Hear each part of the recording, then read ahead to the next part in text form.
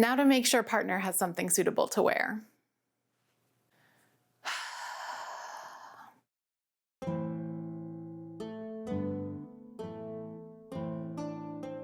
So friends, welcome back to Opus Elenae, where we never give up on anything, ever. Have you ever walked into your garb closet and walked right back out again with nothing because the thing you want to wear doesn't fit anymore? Me too. If you've been here for any amount of time, you know my commitment to slow fashion, and a central part of that philosophy is overhauling items of clothing that no longer suit me, for any number of reasons.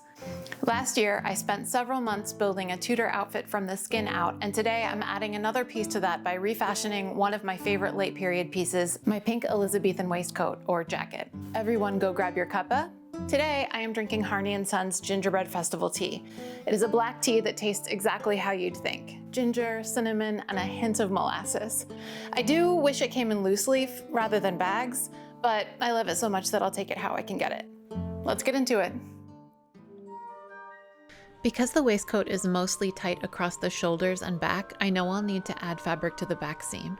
In order to figure out how much fabric, I'll put the jacket on my dress form, which is proving to be incredibly useful, and I'm so glad I got it, and get a rough idea of how much of a gap there is. I say a rough idea because the dress form is not kirtle shaped. After seeing what the jacket looks like from the back, I realized that one gore doesn't give quite enough flare over the hips, so I'll need to add another for maximum volume. In order to get at the center back seam, I'll need to remove all the bias binding and tape. I'm trying to be quite careful with the removal since I plan to reuse it later. There's no saving the thread though, but that's okay.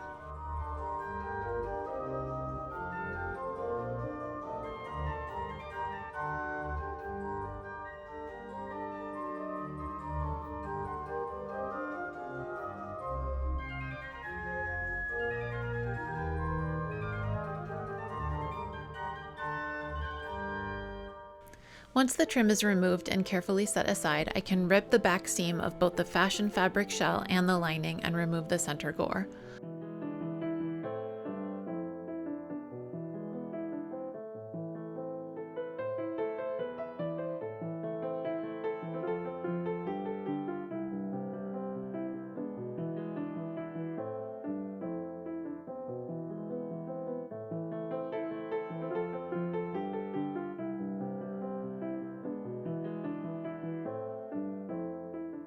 I'll remove the canvas interlining of that gore and cut away the seam allowances to use it as a pattern template for the new fashion fabric and lining.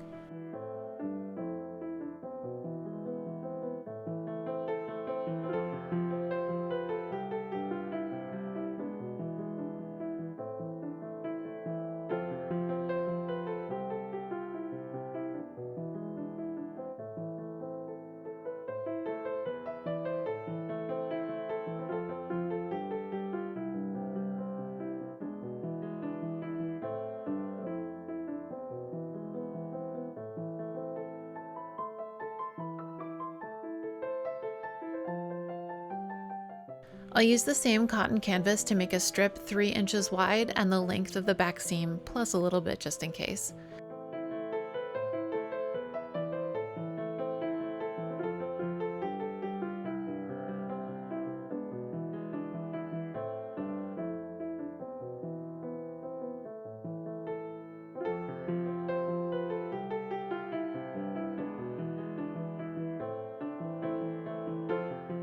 I have enough pink linen for the fashion fabric to be cut in one piece, but I will have to piece the lining, which is okay.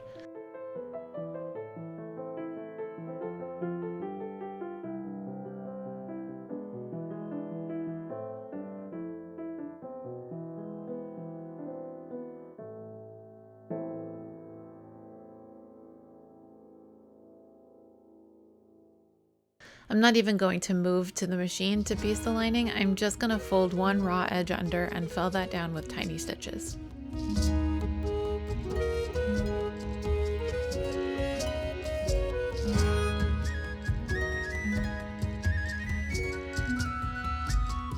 After everything is cut out, I will fold the seam allowances of the fashion fabric around the canvas interlining, which has no seam allowance.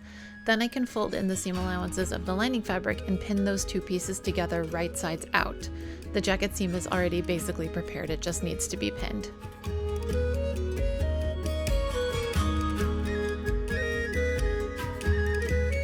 In order to attach the new gores in the insertion strip, I'm going to revisit a technique I used while I was altering my old burgundy kirtle, the English stitch. I'm holding the two jacket pieces with wrong sides together and the lining facing outward. Each stitch is taken perpendicularly to the seam, skipping over the lining layer nearest to the stitch just taken and catching both fashion fabrics and the far lining. Then back the other way, skipping that lining piece and stitching through the next 3 layers. Once the two gores are added to the bottom of each side of the jacket, I can move on to inserting the center strip of fabric, sewing it together the same way as I did the gores.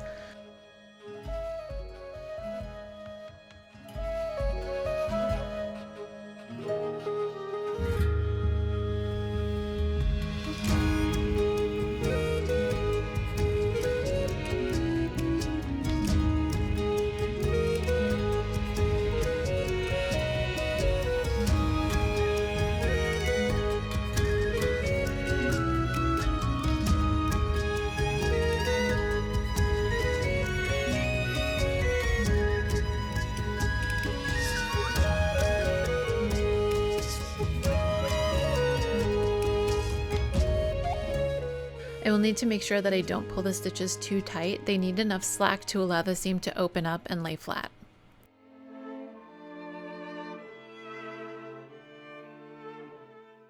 After all the pieces have been sewn together, I'm going to put it on the dress form again to check the fit. And it's a good thing I did. I didn't take into account how much the added fabric would distort the neckline along the back. I'll mark how much needs to be taken out of the inserted strip, and then it's back to the sewing table.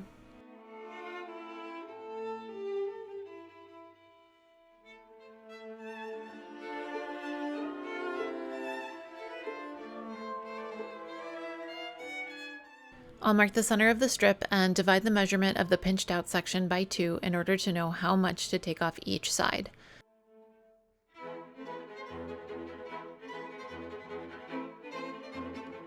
Then I'll draw a diagonal line between that point and the mark indicating the bottom of the dart.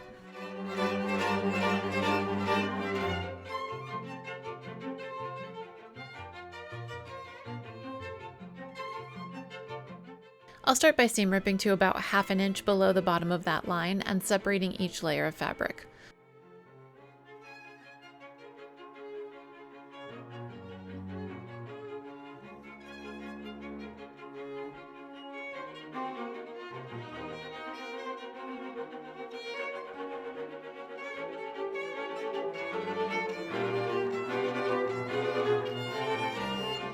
I'll transfer my markings to the interlining and cut along those lines, making the top of the strip tapered into the collar.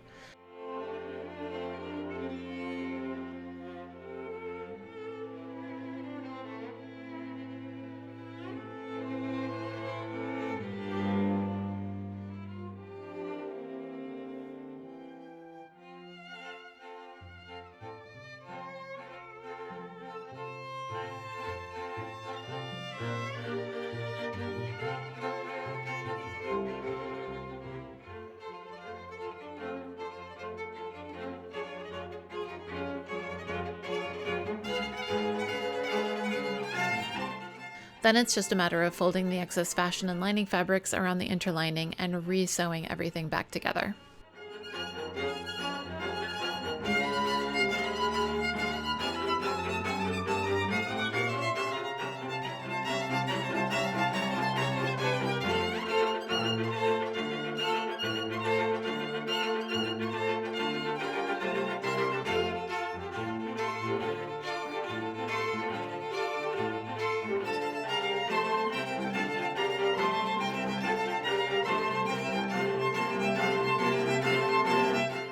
Thank you to all of my current and continuing Ko-fi members. Your support and the support of all of my members and croissants makes it easier to do what I do and provide quality content for everyone.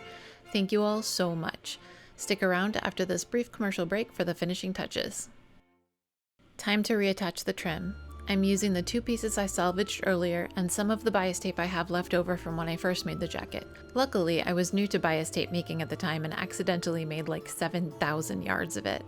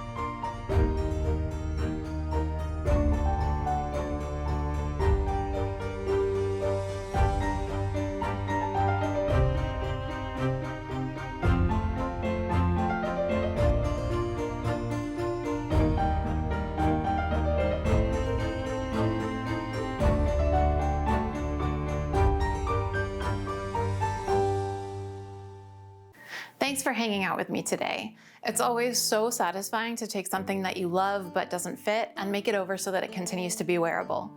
I have an Elizabethan themed event coming up in December and I'm really looking forward to wearing this again. Now to make partner something suitable to wear.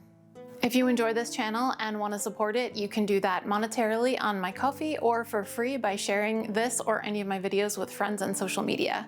If you're interested in finding a fantastically supportive community interested in history and crafting, come join us on the Discord at the link in the description box. Until next time, be kind, do the work, continue supporting marginalized people, and keep creating. Will.